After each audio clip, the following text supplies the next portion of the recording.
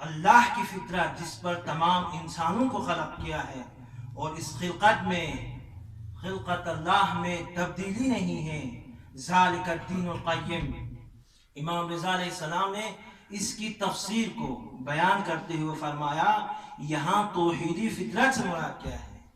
یہاں توحید سے مراد امام فرماتے ہیں ہوا لا الہ الا اللہ محمد رسول اللہ علی امیر المومنین ولی اللہ۔ اس کے بعد فرماتے الہ ہنا التوحید، یعنی لا الہ الا اللہ توحید کب ہوا؟ توحید لا الہ الا اللہ ہے، فقط یہ نہیں محمد رسول اللہ ہے، اس کے بعد علی امیر المومنین ولی اللہ، الہ ہنا توحید، توحید لا الہ الا اللہ سے لے کر علی ولی اللہ تک، یہاں تک توحید ہے۔ یہ باب ہے، یعنی امام معصوم باب اللہ ہے، امام معصوم سبیل معرفت اللہ ہے، امام معصوم طریق اللہ ہے، امام معصوم نور اللہ ہے، امام کی معرفت اللہ کی معرفت ہے۔ اسی لیے رسول خدا نے امیر المومنین سے فرمایا یا علی انت والاوصیاء من بعدک اعراف، یعنی آپ اور آپ کے بعد آنے والے تمام اوصیاء ائمہ اطہار سب کے سب اعراف ہیں۔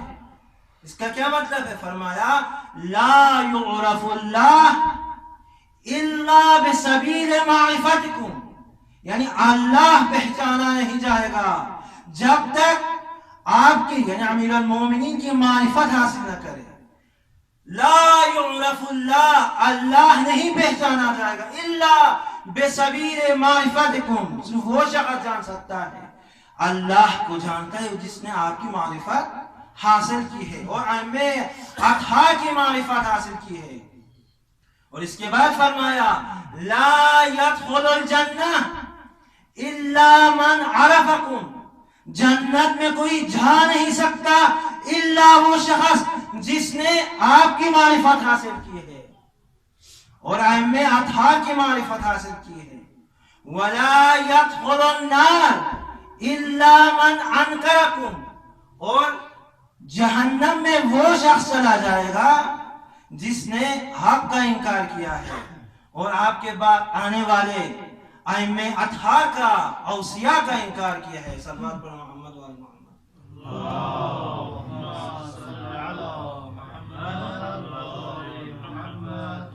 تو امام باقی نے بھی یہی فرمایا، امام معصوم کے ذریعے سے اللہ پہچانا جائے گا، امام معصوم کے ذریعے سے اللہ کی معرفت ہوتی ہے، امام معصوم کے ذریعے سے اللہ کی بندگی ہوتی ہے۔ بنا عبد اللہ، بنا عرف اللہ، بنا وحد اللہ تبارک و تعالی، ہمارے توسط سے اللہ کی بندگی ہوتی ہے، ہمارے توسط سے اللہ کی عبادت ہوتی ہے اور ہمارے توسط سے اللہ کی معرفت ہوتی ہے۔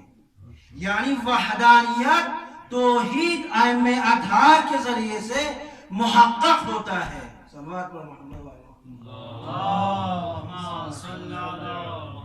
یوں کہوں ائمہ اطہار کے بغیر، امام معصوم کے بغیر یہ نماز نہیں ہے، یہ قرآن نہیں ہے۔ اسی لیے امام صادق نے فرمایا، جب کوئی شخص تفسیر کر رہا تھا قرآن کی تو آپ نے فرمایا تو نے قرآن کے کلمے کو نہیں سمجھا، ایک کلمے تک۔ کیوں؟ اہل بیت کو چھوڑ کر ہم قرآن کی تفسیر نہیں کر سکتے ہیں، تفسیر کرنے کے لیے بھی ہمیں اہل بیت کی ضرورت ہے، امام معصوم کی ضرورت ہے۔ امیر المومنین نے بھی کسی شخص سے کہا جب وہ قرآن کی تفسیر کر رہا تھا تو فرمایا حل تعرف الناسخ من المنسوخ، تم ناسخ و منسوخ کو جانتے ہو؟ حل تعرف الناسخ من المنسوخ ہلاکتا، فرمایا ہلاکتا، اپنے کو ہلاک کر دیا تو نے۔ تفسیر کر کے جب امام معصوم کو چھوڑ دیتے ہیں، در معصوم پر نہیں جاتے ہیں اور اپنے لیے دفتر و دستک کھول دیتے ہیں، ہلاکتا، تو نے اپنے آپ کو ہلاک کر دیا، اہلکت نہ صرف اپنے آپ کو بلکہ تمام لوگوں کو ہلاک کر دیا. ہلکت و اہلکت تعویل کل حرف من القرآن علی وجوہ. اسی لیے جنگ صفین میں ایک شخص، ایک جوان قرآن کی تلاوت کر رہا تھا. عما یتساءلون عن النبأ العظیم الذی هم فیہ مختلفون. قرآن کی تلاوت کر رہا تھا. یہ پوچھا جائے گا نبأ عظیم کے بارے میں. ایک دوسرے سے لوگ پوچھ رہے ہیں نبأ عظیم کے بارے میں جس میں اختلاف کا شکار ہو چکے ہیں. تو امیر المومنین نے فرمایا اتعرفوا النبأ العظیم، تم نبأ عظیم کو جانتے ہو؟ اس نے کہا نہیں، میں قرآن کی تفسیر کو نہیں جانتا ہوں. تو امیر المومنین نے فرمایا انا واللہ النبأ العظیم، خدا کی قسم نبأ عظیم کا سب سے بڑا مصداق میں علی ہوں. قیامت کے دن جس چیز کے بارے میں، جس نبأ کے بارے میں، جس خبر کے بارے میں پوچھا جائے گا وہ میں ہوں. یعنی قیامت کے دن امامت کے بارے میں پوچھا جائے گا، ولایت کے بارے میں پوچھا جائے گا. تو یہ امام معصوم کو چھوڑ کر ہم تفسیر نہیں کر سکتے ہیں. اسی لیے اہل تسنن کی ایک معروف و مشہور شخصیت امام باقر کے زمانے میں، اس نے اپنے لیے ایک الگ دفتر کھولا اور قرآن کی تفسیر کرنے لگا. تو امام نے کیا فرمایا؟ مخاطب قرآن ہم ہیں، ہم قرآن کی تفسیر کر سکتے ہیں. کیوں؟ ہمارے پاس علم ہے، علم لا یزال ہے، مگر تمہارے پاس جہل ہے. تم لوگوں کو جذب کر سکتے ہو لیکن قرآن کی تفسیر نہیں کر سکتے ہو. صلوات پر محمد و آل محمد. اللہم صل علی محمد و آل محمد عجل فرجہ. تو اسی لیے نماز قرآن کے بغیر نماز نہیں ہے. قرآن امام معصوم کے بغیر قرآن نہیں. یہ عبادات قبول نہیں ہوتی امام معصوم کے بغیر. اوصاف علی به گفتگو ممکن نیست، گنجایش بحث در سبو ممکن نیست.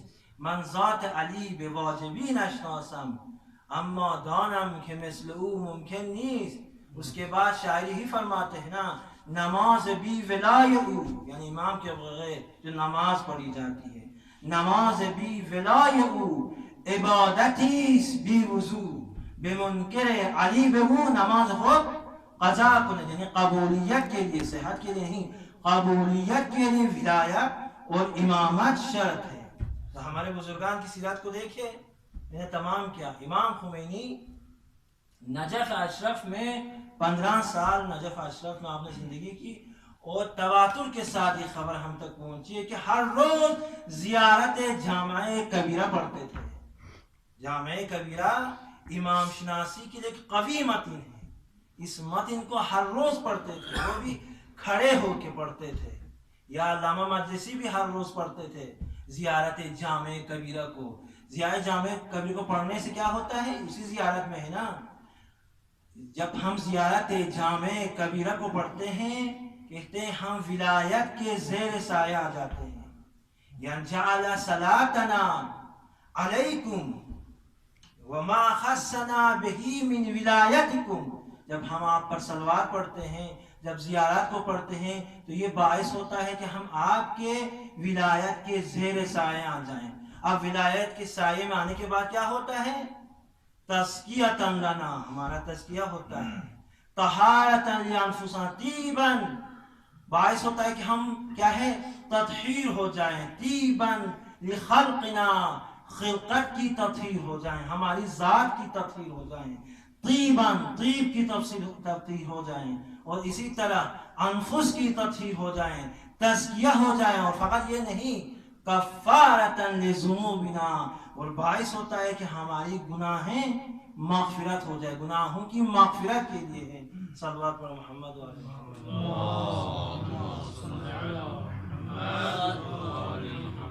ایک جملہ ذکر مصائب آپ کی خدمت میں. یہ ایام اسیری ہیں. انہی ایام میں اہل بیت اطہار شام میں پہنچے ہیں. دیکھے اولیاء مکرمہ زینب انہی ایام میں کیا فرماتی ہیں. کاروان آرام قدری آهسته ماه من اینجا در خون نشسته کاروان آرام قدری آهسته ماه من اینجا در خون نشسته کو حسین من نور عین من کو حسین من نور عین من لاله زهرا بوی دم دارد حنجر خونین بوسیدن دارد لاله زهرا بویدن دارد حنجر خونین بوسیدن دارد کو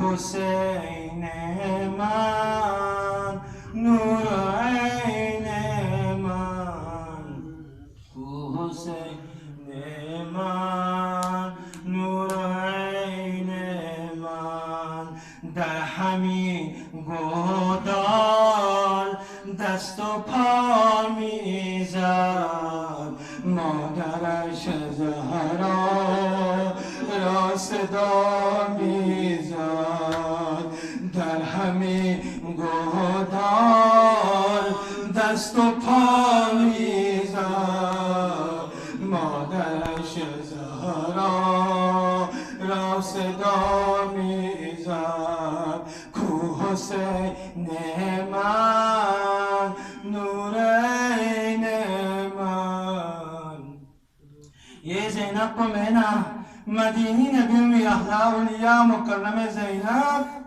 عزت احترامی کا مدینی نبی میں زینب اکرام اختانا جتوات امام حسین شخصیت خیل اختانا میما عباس شخصیت جوانان بنی ہاشم عزت احترامی کا اولیاء مکرم زینب زنبانی کا کلر مگر اولیاء مکرم زینب عصر عاشور کربلائی میدانی تلمنا عصر عاشور زینبی حالت منا چکتا سی زینب میما چوب گرنے بر بگوار عزیز کنگا من بر بگوار زینب لروح بکنچی سومار سنمه کا کلکنچی سومار سواری کا کلکنچی سومار میما حسین کا شخصیت گودال قتلگاہ مرمل بالدماء مقطع العزاء مسلوب الامامة والرداء میما عباس گار شخصیت قتلگاہی نور پھغلق القلم سوسے نهر الغمی قضیم سیاد میما عباسی تیوهناره تبمن امام حسینی میما حسینی تیوهناره تبمن زینب ترانتانا دری زینب لچی تومد میما حسین توممد بلکه شمل لعینی ظلمی طور شعربیو زینب لتومد ترانتانا زینب شمل لعین خلتانا ظالم کنی نیزو اشاره بیو دری زینب نتومد